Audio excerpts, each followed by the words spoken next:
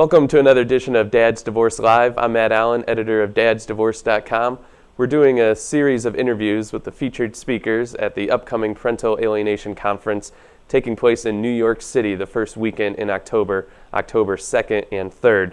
The conference is titled Parental Alienation Syndrome, Past, Present, and Future, and is specifically geared towards mental health and family law professionals, but it's also open to the general public and anyone currently dealing with any type of parental alienation issues. This would be extremely beneficial to go to. So beneficial that as a bonus to DadsDivorce.com readers, the first 20 people who email me at info@dadsdivorce.com with your contact information will receive a free ticket to the event, which is a $195 value. And then after those 20 are gone, anyone or any other DadsDivorce.com readers who email me will receive discounted tickets. So again, just email me your contact information, info@dadsdivorce.com, if you'd like to attend the Canadian Symposium for Parental Alienation Syndrome. And though it says Canadian, it is taking place in New York City. For more information on this conference, you can visit the website www.cspas.ca, since it is a Canadian organization.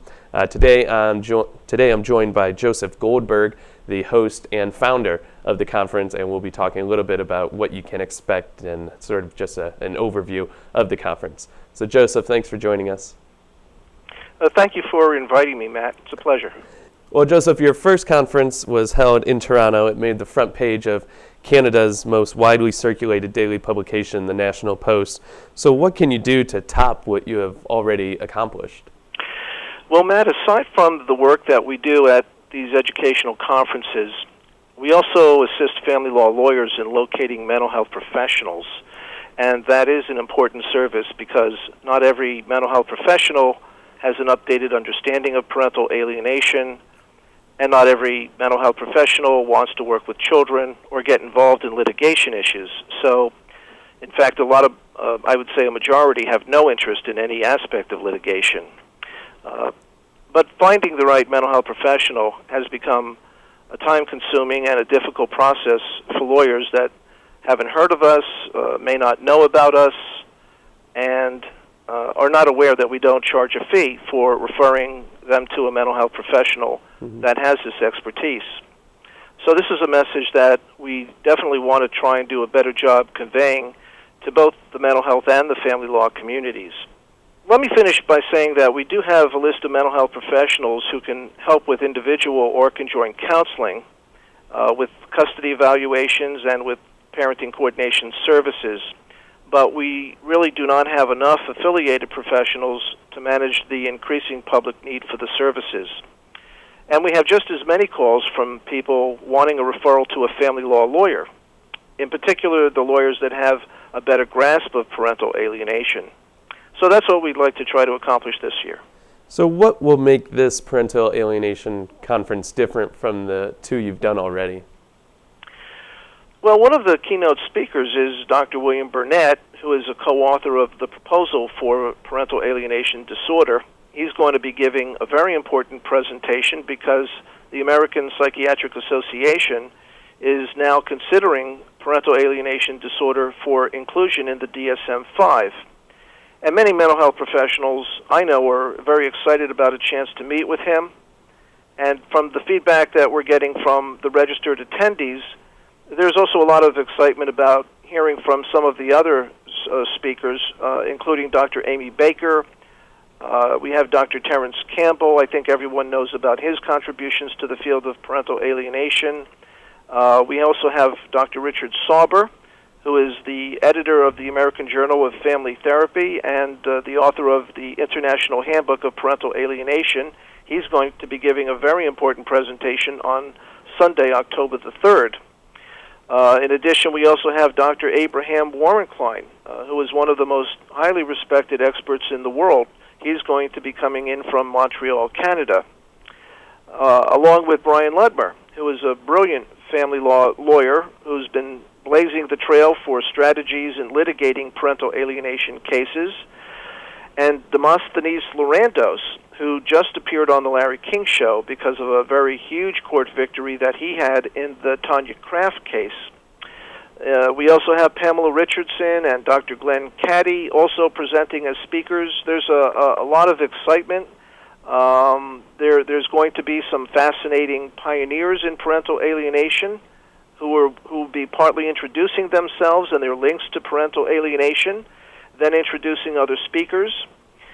And many of the attendees from around the world are recognized leaders in the field of parental alienation in their respective countries, and they will be at the conference to talk to the press and meet with some of the other attendees about the progress that parental alienation is having in their country. So we do know a lot of people are very excited about attending. It's an extremely impressive roster, so congratulations on putting all that together. You mentioned the American Psychiatric Association is now considering inclusion of parental alienation disorder in the new, as you mentioned, DSM-5. Could you explain what DSM-5 is and why that would be a significant deal if that is included? The DSM-5 is the American Psychiatric Association's Bible of psychiatric conditions, which comes out approximately every 15 years or so, and it's one of the most important opportunities to have new disorders recognized. Now, you're anticipating a lot of media coverage, I'm sure, from professionals who are looking to update their clinical understanding of parental alienation. There will be many of them in attendance. But can you summarize who else, or who are the other people that are most likely to benefit from attending this conference? Well, I would say, just about anyone who is a mental health professional, a family law lawyer, a family mediator, judges, child abuse investigators, members of the DSM committee, of course, and parents. That pretty much would encompass the whole list of people that would benefit by attending. So it's geared towards the mental health and family law professionals, but of course it is open to the public. So what can the general public expect to get out of this if they do end up attending?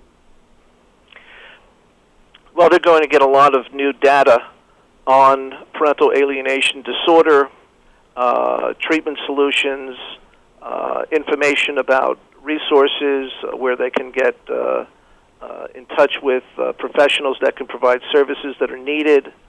And a conference like this doesn't happen every day. As an example, the AFCC, the Association of Family Conciliation Courts, they had a conference on the topic of alienation just this June. The last time they had such a conference was about 10 years ago. So people do need to take advantage of the opportunities when they come along to be at a conference like this, because it's very important for people to obtain a more clinical understanding of these issues. Sure.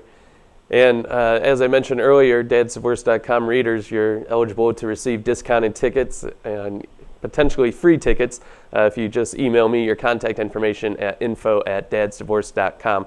So Joseph, thanks again for joining us, and thanks for putting together this really informative and impressive conference. Thank you, Matt. I appreciate being invited on your show. And for more information about the Canadian Symposium for Parental Alienation Syndrome, you can visit the website again at www.cspas.ca, and it'll be taking place in New York City the first weekend in October. That'll do it for this edition of Dad's Divorce Live. I'm Matt Allen, editor of DadsDivorce.com. We'll see you next time.